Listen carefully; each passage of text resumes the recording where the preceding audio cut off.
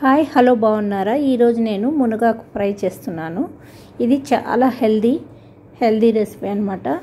అందుకని మునగాకు చెప్టలో దొరికింది, తెప్పించాను. నెక్స్ట్ దీంట్లోకి నేను పెసరపప్పు కొబ్బరి వేస్తున్నాను అనమాట. చాలా టేస్టీగా ఉంటుంది, చాలా హెల్దీ కదా ఇది. కొబ్బరి హెల్దీ, పెసరపప్పు ప్రోటీన్ వచ్చేస్తుంది, పప్పు వస్తుంది, ఆకు వస్తుంది, కొబ్బరి వస్తుంది. ఈ మూడు మనం తింటాం కాబట్టి ఒకే డేలో లంచ్లో తీసుకుంటే చాలా బెనిఫిట్స్ ఉంటాయి కాబట్టి ఇది చేస్తున్నాను ఈరోజు. వీక్లీ వన్స్ కానీ చేసుకుంటే చాలా మంచిదన్నమాట మునగాకు ఫ్రై. ఫస్ట్ బాండి పెట్టాను, ఆయిల్ వేసాను, పోపు దినుసులు వేసాను. సింపుల్ థింగ్ అనమాట. ఎండుమిర్చి కానీ పచ్చిమిర్చి కానీ సన్నగా తరిగి వేసేయచ్చు. ఆ తర్వాత మునగాకు వేసి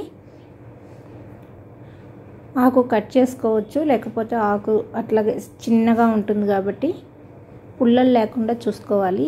దానికి చిన్న కాడలు కూడా ఉడికిన తర్వాత కొంచెం గట్టిగా అనిపిస్తాయి అన్నమాట. అందుకని అవన్నీ తీసేయాలి, చిన్న చిన్న కాడలు కూడా. ఓన్లీ ఆకు మాత్రమే కడిగి ఆరబెట్టుకొని ఉంచుకోవాలి. పోపులో వేసేసాము.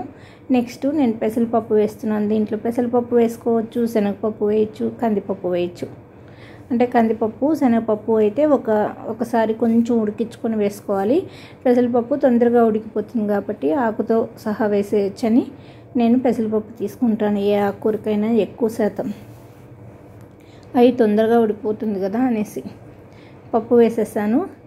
ఇప్పుడు కొంచెం పసుపు ఉప్పు వేసుకొని మనం ఒకసారి కలిపేసి మూత పెట్టి ఉంచుదాం. పొడి పొడిగా రావాలి కాబట్టి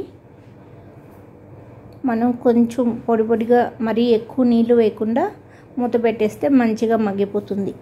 పెసరపప్పు కూడా ఈజీగా ఉడికిపోతుంది అన్నమాట.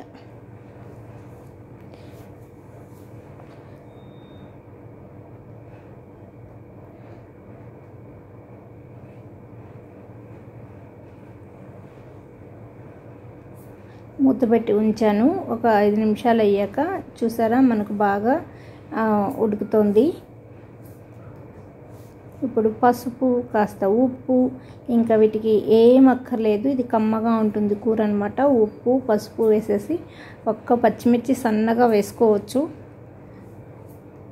పచ్చిమిర్చి లేవు అందుకని వేయలేదు నేను కూడా.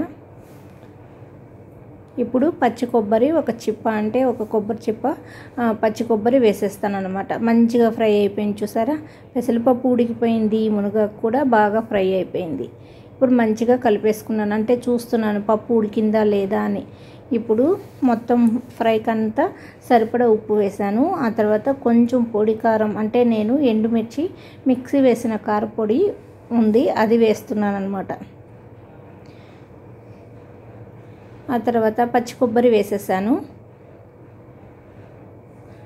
ఎంతో కమ్మగా టేస్టీగా చపాతీల్లోకి, పూరీల్లోకి, రైస్లోకి చాలా బాగుంటుంది. ఇది చాలా హెల్దీ రెసిపీ అన్నమాట. ఈజీగా కూడా చేసుకోవచ్చు.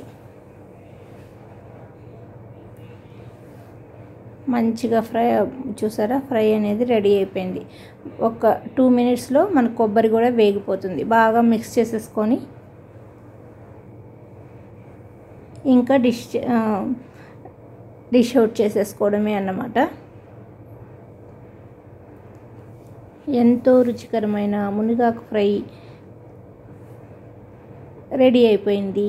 ఈ రెసిపీ మీకు నచ్చినట్లయితే లైక్ చేయండి, షేర్ చేయండి, సబ్స్క్రైబ్ చేయండి. థ్యాంక్ యూ అండి, బాయ్ అండి. ఎంతో ఈజీగా చేసేసుకున్నాం కదా. కూర ఎంత వేసుకున్నామో అన్నం కూడా అంతే వేసుకొని కలుపుకొని తింటే చాలా టేస్టీగా ఉంటుంది.